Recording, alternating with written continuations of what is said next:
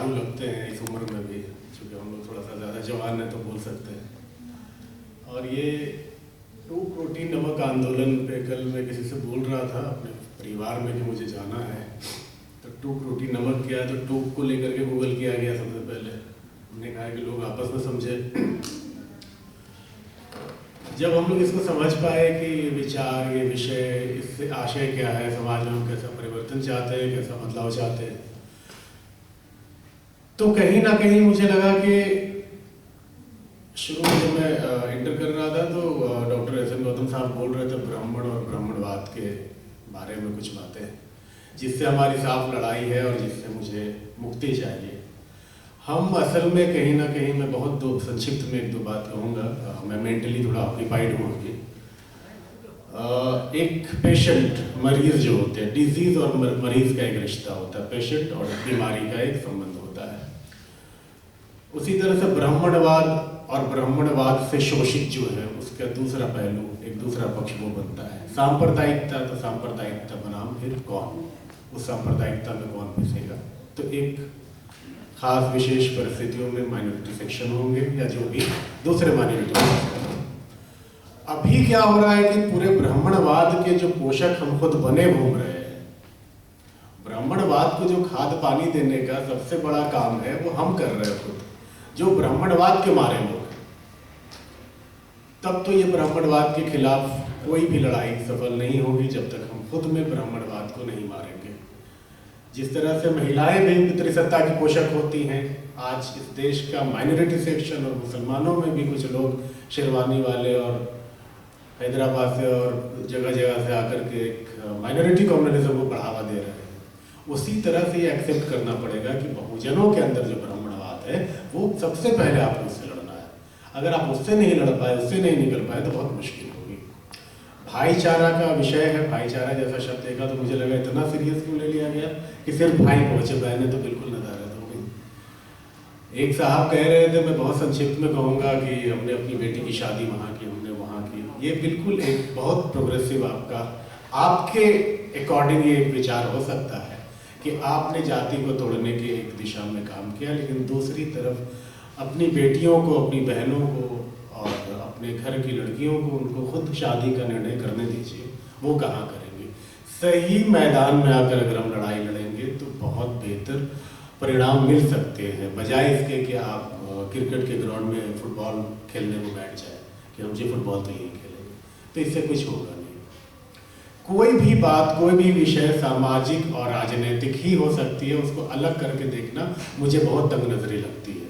ये कहना कि राजनीतिक नहीं है तो कोई मतलब, ये मंच जहाँ पर कठेरिया जी है, डॉक्टर गौतम साहब हैं, अनिल चमड़िया सर हैं और आप सब लोग पढ़े लिखे बुद्धिजीवी वर्ग के लोग हैं, इस तरह से बातें ना हो तो बेहतर है। हम बहुत फोकस होकर के मुद्दे पर, बीमार हम हैं, डायबिटीज़ मुझे है, शुगर मुझे है, ब्लड प्रेशर मुझे है, तो मुझे लगता है कि इसके लिए बेहतर है कि हमें परहेज़ करना चाहिए। पड़ोसी को नहीं, जो हेल्दी है वो परहेज़ नहीं करेगा, है ना।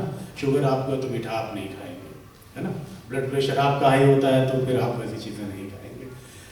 बहुत बुनियादी चीज़ों को अगर हम ठीक करेंगे, दुरुस्त करेंगे, तो फिर ये लड़ाई, ये आंदोलन, ये विचार, ये विषय आगे जा सकता है और उसका एक बहुत सार्थक परिणाम निकल सकता है।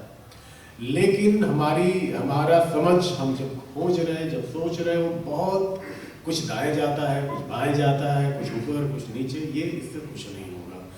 बहुजन का विषय जहाँ तक मैं अपने होश में आया, और मैं पॉलिटिकल साइंस का स्टूडेंट रहा, मैं समझता हूँ कि बहुजन का आशय एक पूरी बड़ी बाउंड्री को तोड़ करके, जिसमें अल्पसंख्यक समुदाय के लोग हों, दूसरे धर्मों के लोग हों, जिनका हित और मूल्य दोनों साझा है, वो सब लोग बहुजन हैं।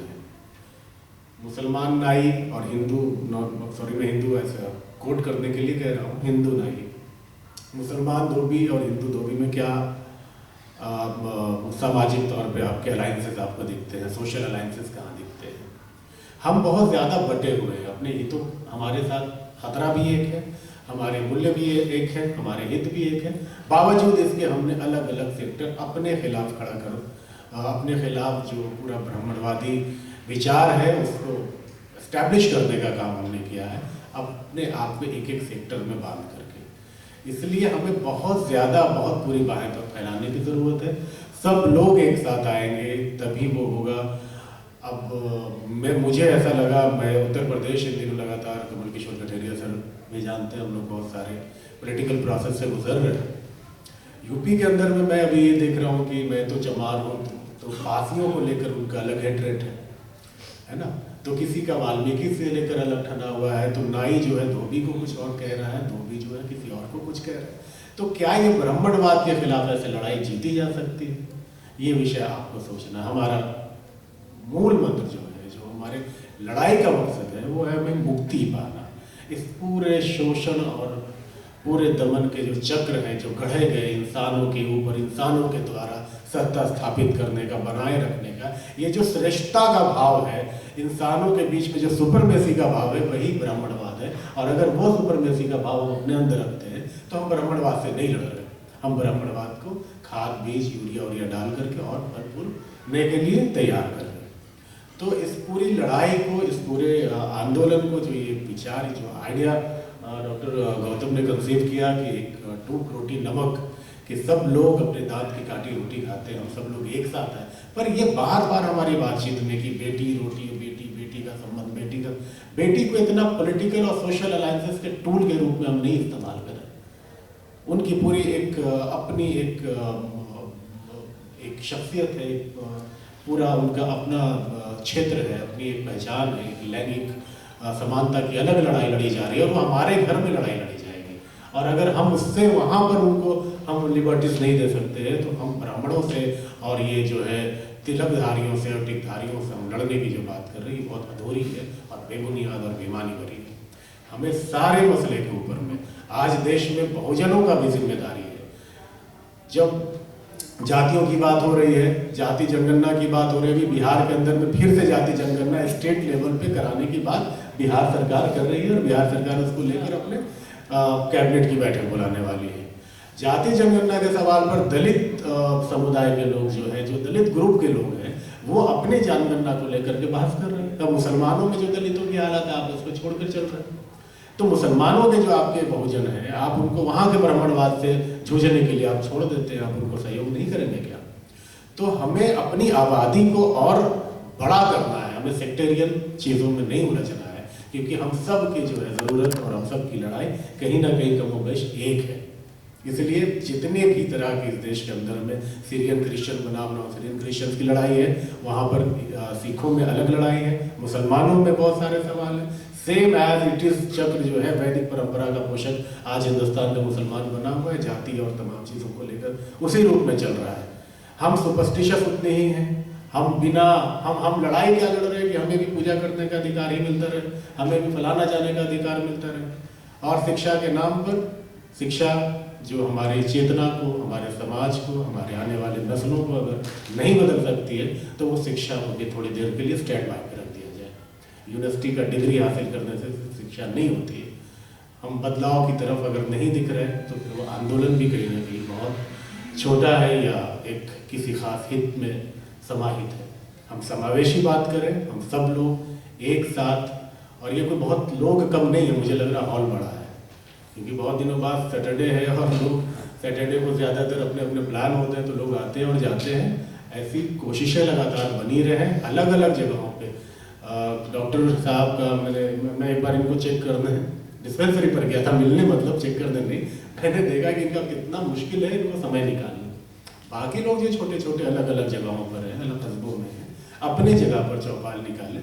हमने एक बार मुनीर का एक गाँव है JNU के सामने, वहाँ हमने एक बार कोशिश किया था हम लोगों ने, और बस कुर्सियाँ लगा दी थी और बाबा साहेब का परिनिर्वाण दिवस था, उसी मौके पर एक माइक की व्यवस्था हम लोगों ने की थी। और हम लोगों ने ये मॉड्यूल रखा था कि कोई वक्ता, कोई बौद्धिक विचार से भरा हुआ व्यक्ति वहाँ पर जाकर कुछ बोलेगा नहीं। जिनको कहना है बाबा साहब के शान में वो आकर कहेंगे। आप यकीन ना माने, करीब 300 लोग वहाँ पर इकट्ठा हो गए थे शाम में, और एक वह व्यक्ति आए चारपाई पर, जिनको 4-5 लोग उठाकर लेकर आए थे, वो बाबा साहब के साथ कई बैठक में शामिल थे, बुजुर्ग आदमी हमारे बीच में थे। तो हम थोड़ा फैलाव की तरफ जाए, कॉन्स्टिट्यूशन क्लब में या किसी भी ऐसे ऑडिटोरियम में, ये एक यहाँ से हमें एक गाइडेंस मिल सकता है एक आइडिया मिल सकता है कि हमको क्या करना है, पर जब तक हम एग्जीक्यूट नहीं करेंगे, जब तक हम ज़मीन पर नहीं जाएंगे विचारों को लेकर, तब तक इसका कोई बहुत बड़ा मायना नहीं है। हम सब यहाँ एकत्रित हुए इसीलिए शायद कि हम यहाँ से समझ पाए कि असल में हमें क्या करना है, क्योंकि यहाँ कोई आवाम किस्म के लोग नहीं हैं, सब आवामी हम कहीं ना कहीं, लेकिन इस विचार को लेकर है कि हम कहीं ना कहीं लड़ते हैं, हम जूझते हैं और हम लड़ाई को आगे बढ़ाते हैं। तो यहाँ से इस विषय का, इस विचार का की प्रासंगिकता ये होगी कि हम जब यहाँ से निकले तो उसको हम कहाँ तक ग्राउंड पर लेकर जाते हैं। वही आज के कार्यक्रम की भी हमारा समर्थन, हमारा सहयोग और हमारी पूरी जो दिल से जो एक लगाव है विचारों के साथ, विषयों के साथ, वो साबित होगी। बहुत शुक्रिया डॉक्टर साहब आपका, कटेरिया सर आपका, अनिल चमड़िया सर, आप सभी को सुना यहाँ पे बहुत अच्छा लगा। मुझे लगता है कि हम सब लोग जब तक ऑर्गेनाइज हो देन ऑर्गेनाइज कौन हो? बाबा साहेब को हम